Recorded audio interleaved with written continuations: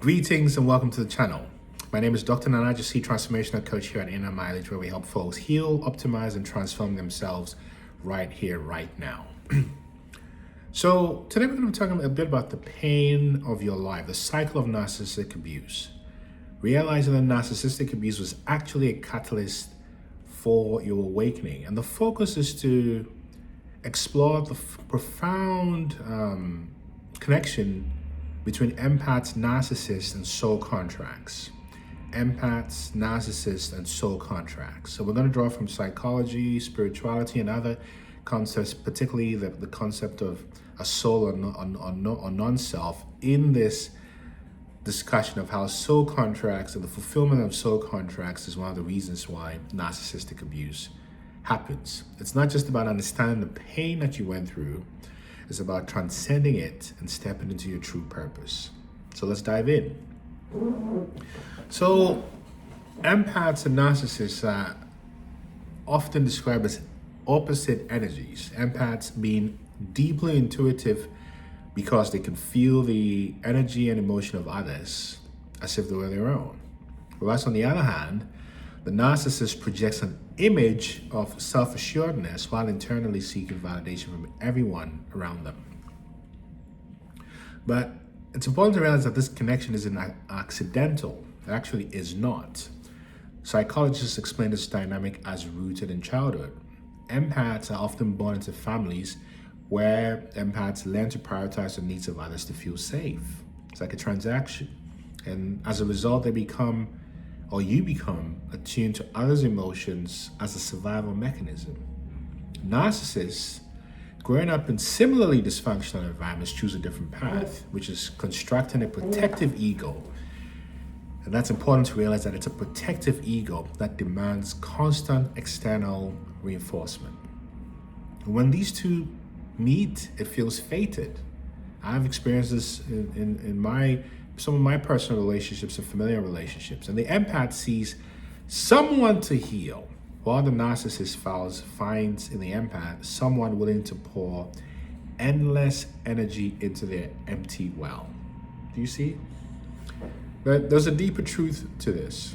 The connection may be karmic, which is a soul contract written before you were even born. And we're taking a metaphysical perspective on this. And the purpose of this karmic relationship was to teach you profound lessons. So let's talk more about this soul contract and pain as a teacher. We know in spiritual traditions, the soul contract is an agreement made between two souls before they incarnate in this life. And these contracts are not about punishment, but about purpose. They're designed to guide us toward growth, healing, and spiritual awakening. And for the empath, the relationship with a narcissist often serves as a wake-up call. The narcissist's behavior forces the empath to confront their own patterns, why they overgive, why you overgive, why you ignore red flags, and why you really feel the need to fix others. And I used to feel like this, so it's something I can relate to. And this relationship breaks the empath open. It teaches boundaries, self-worth, and ultimately self-love, something that wouldn't have happened without the pain of narcissistic abuse as a teacher.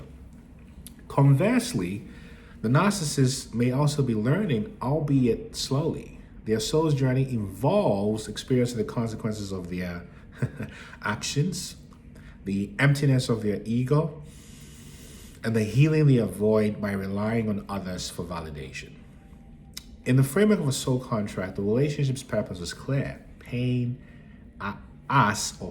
is the teacher. But to truly transform, we pair this spiritual perspective with wisdom from the Buddhist concept of anatta, non-self, no permanent self. In other words, we change. You are not the same person prior to narcissistic abuse, and you're a different person today from when you were under narcissistic abuse. So you don't remain the same. There's always a shift. But to go into it, anatta, or non-self, is one of I'm using Buddhism as a framework for this discussion. It could have been quantum physics, but it's one of the core teachings in the Dharma, Buddha. It challenges the idea that there's a permanent, unchanging self, the ego, the roles we cling to, the labels we give ourselves, they're all illusions.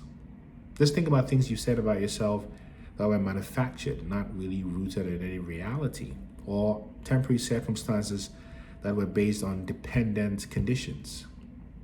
Now think about this in the context of the empath and the narcissist. The empath often identifies strongly with being the savior or the healer. The identity convinces the empath that it's your job, it's their job to fix the narcissist and to endure abuse because they believe that's what love is. The narcissist, meanwhile, clings to a false sense of self that depends on admiration and control. They believe their worth is tied to how much power they hold over others. And when we apply anatta, we see that these identities, the healer, the victim, the narcissist, are not truly who or what we are. These roles are masks. And when the empath begins to let go of the illusion that they must save others to be worthy, they discover their true power. And you can detach as an empath from the narcissist and reclaim your energy.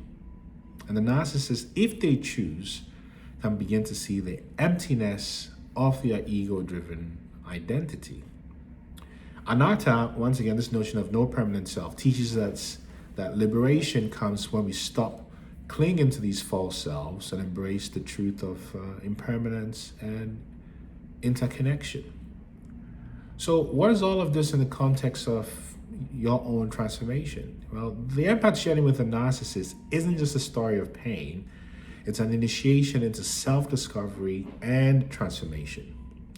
And here are some lessons to help you break free and step into your purpose. One is to recognize that there is a soul contract.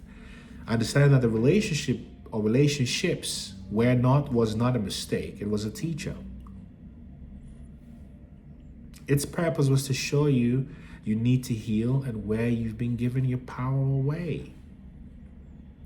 Then embrace the teachings of anatta, no permanent self. In other words, begin to question the roles you've been playing. Are you the fixer because that's who you are?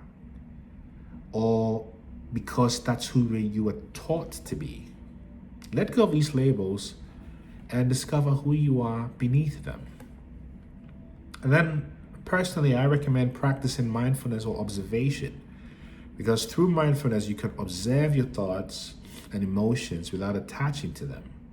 And this allows you to see the dynamic with clarity and make empowered choices. And ultimately, setting boundaries is important because healthy boundaries are a declaration of self-worth. They remind you that you do not have to overextend yourself to earn love. And all of these things, and this is not an exhaustive list, but it's a list, helps you transform pain into purpose. In other words, empaths find that the experience with narcissistic abuse becomes the foundation for great growth. And you're able to go on and help others heal themselves and create lives that align with true values. So when empaths break free from the cycle of narcissistic abuse, they step into their power. Empaths become lightworkers who begin to transform pain into wisdom, compassion, and service. I know this was my experience. That's why I'm here. I'm here because of pain and overcoming pain. And the experience with a narcissist it is a spiritual initiation, actually. It's painful, yes, but it's also awakening. And it teaches the empath to reclaim their energy, to see through illusions, and to trust the inner light. And for the narcissist, the soul contract may be to learn through loss. Their journey is different and their growth is their responsibility. And ultimately, these relationships remind us that we are not our pain. We are not our roles, and we are something much deeper, something limitless, you see. So, empaths and narcissists are not enemies. They are mirrors showing each other the truth of their own wounds and the possibility for healing. And through the lens of soul contracts and the wisdom of anatta, we see these relationships are not punishments. And if you're looking to get guidance on how you can navigate understanding this and embracing your own freedom, type transform in the comments. Let me know in the comment section what you've experienced, or book a free session on my website, innermileage.com, if you're ready to go deeper. Thank you for watching, and if this resonated with you, Do not forget to hit the notification bell and like, share, and subscribe to the channel. Thank you for being here. And remember, there's no one like you. No one.